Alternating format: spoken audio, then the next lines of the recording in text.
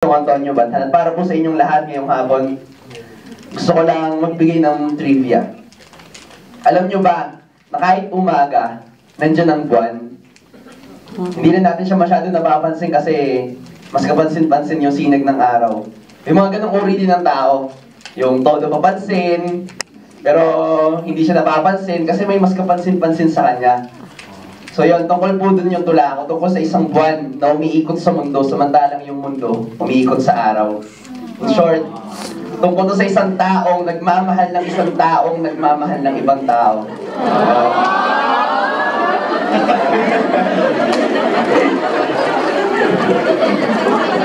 Marami pala dito. Ay, sinasabi ko sa inyo.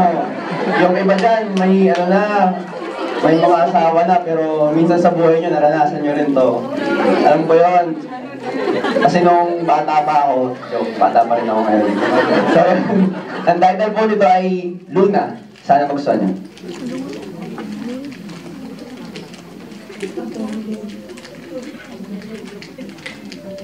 Siguro hanggang ngayon, hinahanap mo pa rin yung araw mo, yung tao kung saan iikot ang iyong mundo, yung aabangan mo tuwing umaga, yung pakiramdam mo, kulang ka kapag wala siya. Maaliwalas ang iyong pakiramdam, parang nakaalpas ang puso mo sa Alcatraz kapag siya ay nandyan. Ang sarap sa pakiramdam pero kahit kailan ay di mo ba nararamdaman. Kaya siguro hanggang ngayon, hinahanap mo pa rin yung araw mo. Yung tao na magpapaliwanag sa dumidilim mong mundo, yung tao na magpapaliwanag ng para sa iyo ay magulo, yung magpapalamig sa tuwing nag-iinit ang iyong ulo, yung magpapainit sa nanlalamig mong mga minuto siguro. Siguro hanggang ngayon, hinahanap mo pa rin yung araw mo. Kasi alam mo na yung mga halik ay mga simpleng halik lang. Hanggang sa matikman mo yung kanya, yung mga yakap, ay mga simpleng yakap lang. Hanggang sa maramdaman mo yung kanya, yung mga patawad at salamat, ay walang katuturan maliban yung sa kanya. At ang pag-ibig ay isang salitang walang kahulugan hanggang sa makita mo na siya. Kaya siguro hanggang ngayon, hinahanap mo pa rin yung araw mo.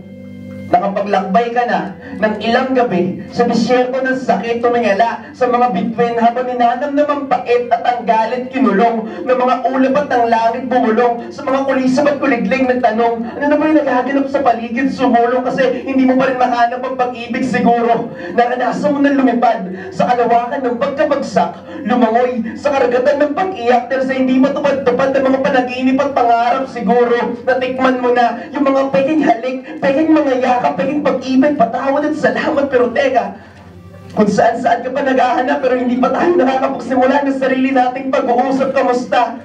Ako nga pala si Buwan, yung palim na kumindat sa'yo nung paminsan mo kong masulyapan, magandang umaga. Ako nga pala si Buwan, yung hindi kasi liwanag ng araw mo kasikatan pero nangangako na lagi lang ako nandyan sa tabi-tabi. Magandang tanghali. Ako nga pala si Buwan, yung hindi kaya magpaliwanag ng mga daigdig sa kanyang kalawakan pero nangangako na hindi kayo iwanan kahit sa kadiliman parati at palagi. Magandang gabi. Ako nga pala si Buwan, wala na si araw sa iyong harapan kaya't sana ang mapansin ng iyong paningin ay ako naman. Kasi totoo lang, kapag sinasaktan ka nila, nasasaktan din ako. Naririnig ko ang mga tinig ng panginginig na nababanggit mo sa unan mo. Yung mga sakit na hindi mo inakala, yung mga akala mong langit, subalit hindi naman pala, nandito naman kasi ako sa tabi mo. Pero bakit ang hinahanap mo pa rin ay sila? Oo nga, tama ka. Bibigyan ka ng liwanag ng araw, pero iiwan ka ito sa gabi.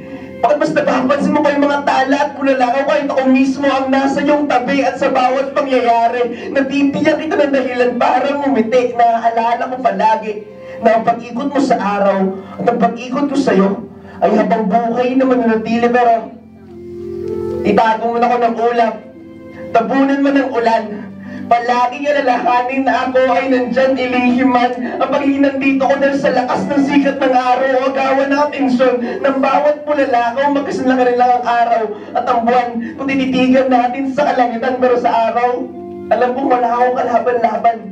Kaya mas pinili ko na huwag nang dumigma Sabay naman kaming nilikha sa ika-4 na araw ng paglikha, pero kung taka-taka kung bakit di kami magkasing kahalaga, pero kung sakali mang dumating yung araw, dumating siya, at alayan mo ng pag-ibig mo, nandito pa rin ako, sa'yo pa rin ang pagtitig ko.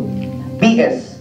Kung para sa daigdig, ikaw ay isang simpleng nilalang, para sa isang simpleng nilalang, ikaw ay daigdig.